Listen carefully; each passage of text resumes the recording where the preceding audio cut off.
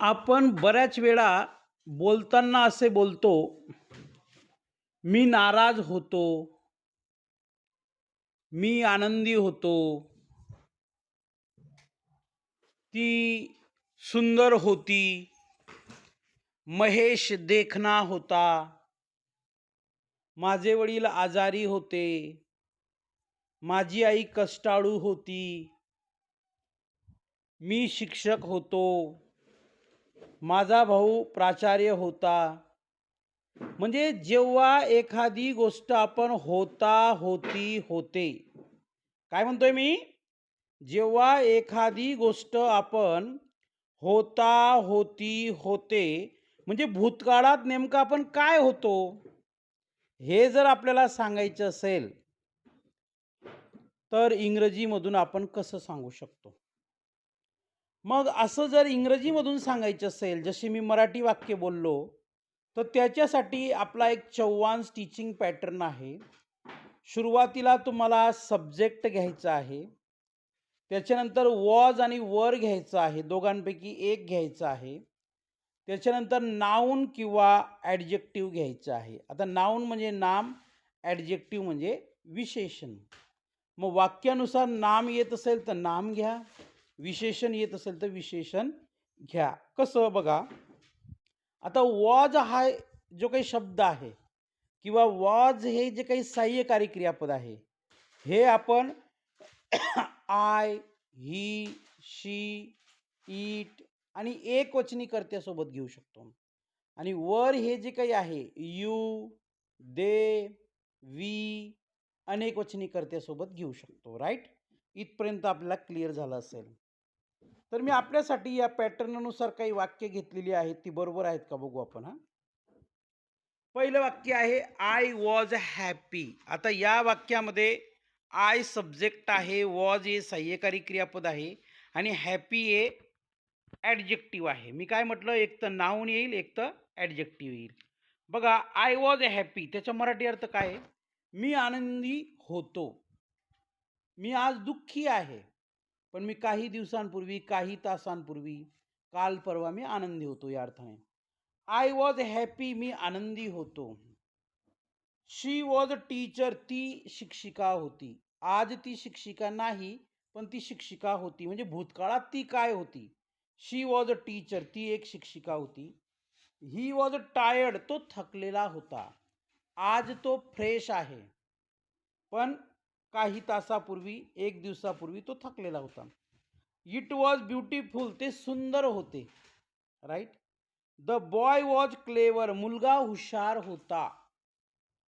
The girl was singer, मुलगी एक गायिका होती. वी वर रेडी, आम्ही तयार होतो.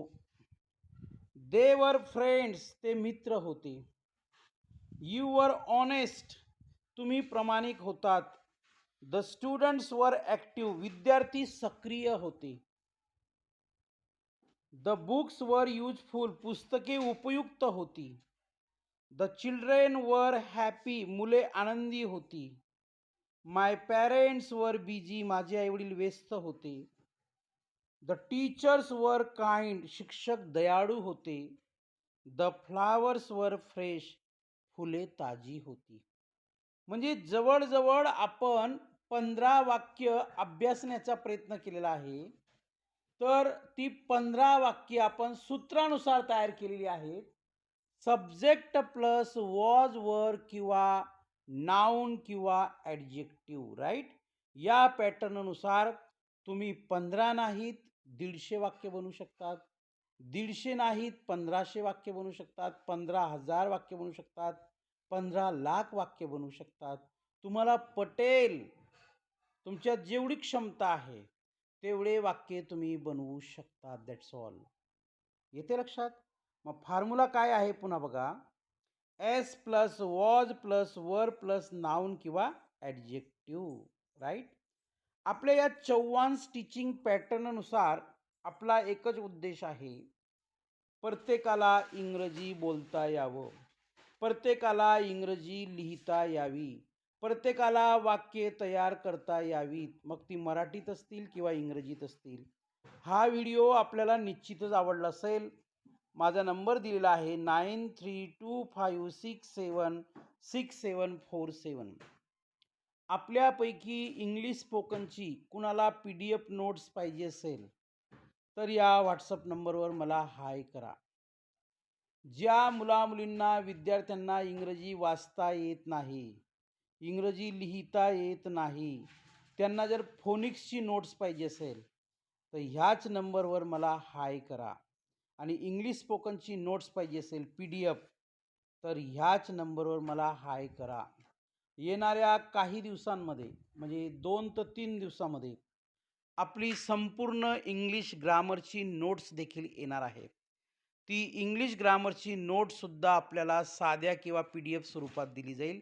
ह्याच नंबरवर ती इंग्लिश ग्रामरची नोट्स 8वी, 9वी, 10वी, 11वी, 12वी TET परीक्षा देणारे शिक्षक, MPSC परीक्षा देणारे शिक्षक, पोलीस भरती, तलाठी, ग्रामसेवक म्हणजे ज्या परीक्षेमध्ये इंग्रजी ग्रामर अनिवार्य आहे, इंग्लिश ग्रामर कंपल्सरी आहे, असे सर्व विद्यार्थी, शिक्षक ती नोट्स माझी वापरू शकतात. त्या नोट्सची विशेषता म्हणजे काय? अगोदर मी प्रत्येक चॅप्टरची नोट्स तयार केलेली आहे आणि त्या प्रत्येक चॅप्टर्सवरती 25 ते 30 प्रश्न हे प्रॅक्टिससाठी घेतलेले आहेत. पुन्हा ते 25 ते 30 प्रश्नांची उत्तरं देखील खाली दिलेली आहेत. म्हणजे आपलं उत्तर बरोबर आहे की नाही हे सुद्धा तुम्ही क्रॉस चेक करू शकतात.